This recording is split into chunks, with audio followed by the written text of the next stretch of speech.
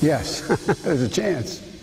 But I haven't made my mind up about that. We got a lot of work to do between now and then. There's plenty of time. Secretary Clinton is a really competent, capable person and a friend. The person who is going to be the next president of the United States is the one who's going to be able to articulate the clearest vision to the American people of where they're going to take the country. Vice President Joe Biden with an appearance there on ABC News discussing his possible bid for the White House in 2016. Let's continue now on America's Forum. You got the Republicans, a whole lot of people running, but what's going to happen on the Democrat side of the aisle? Doesn't look like a lot of people are stepping up to challenge Hillary Clinton, but perhaps the vice president will take on that role. Let's continue our conversation, bringing back Steve Deace, the author of the book Rules for Patriots, How Conservatives Can Win Again, and joining the conversation, a rather dapper Democratic attorney. It's Stephen Cobb, who's at Newsmax, New York. He's the former counsel to the Democratic Party of Virginia, currently an attorney at Miles and Stockbridge. Stephen, we welcome you, and we begin with a question for you. Do you think when all is said and done, Joe Biden will throw his hat in the ring for the presidency yet again? JD, thanks for having me back, first and foremost. At the end of the day, I don't think the vice president is going to get in. I do think he's kind of maintaining a wait and see just in case something unexpected happens. But I think right now the 2016 field for the Democratic Party is all Hillary all the time. Well, now, that's interesting, Stephen, and I got to get Steve Deace in on this conversation from out in the heartland. Joe Biden really wants to be president, and he's vice president right now. Do you think he's really going to stay out of it? If God loves us, he'll run. I mean, what a tremendous opportunity that would be for guys that do what you and I do for a living, JD. It's just, listen, wind him up, roll tape, and the sound bites are just going to, speak for themselves. But I agree. I think it is the Hillary Invitational. If you look what happened in our state in 2008 when Barack Obama won, Hillary came in here. She had the entire Democrat machine, Jerry Crawford, who's kind of the big Democrat activist here, AFSCME. But what happened, and she even had John Edwards on her left trying to siphon some of those same grassroots liberals that Obama appealed to. But Obama came here, built a grassroots organization that was unparalleled, unlike we've ever seen in Iowa.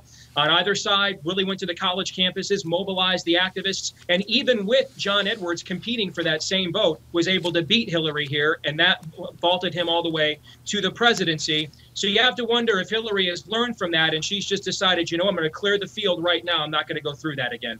3 minutes remain in the segment. Stephen Cobb, back to you. On this program just the other day, Dick Morris was here, and I asked him basically to give us an assessment of what you did earlier about Hillary Clinton being in the driver's seat. Let's listen to Dick Morris, and then Stephen Cobb, I want to get your reaction to his answer. She is. And Warren has pretty clearly taken herself out, which is the only real obstacle that she faced to the nomination. So Dick Morris says, forget about Elizabeth Warren, yet you've got the real activist base of the Democrat Party to the left really wanting Warren to get in. Stephen, will Elizabeth Warren decide to run?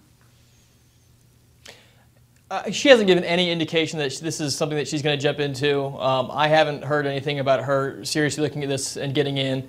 To the contrary, every public statement she's had has denied that interest. I do not expect her to get in to this race. I think right now it's more of an issue of kind of waiting for when Secretary Clinton is going to make her announcement, and whether that's in April or with the reports coming out today, whether that's in June or July, I think that's going to happen.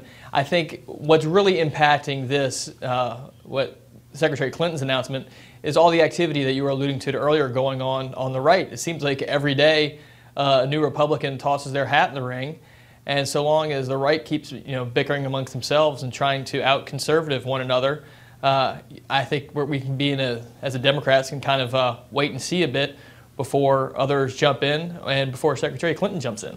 Steve Deace out in Iowa, a couple other things going on. The Clintons have a massive fundraising apparatus to get in gear, and when Hillary stays out of the news, it tends to help her. Is that why we're seeing this kind of silence? Well, I mean, I think that's true for a lot of people, names that people are kind of sick of, whether it's Clinton or Bush. I'll say this, JD, we just had a U.S. Senate election here in Iowa.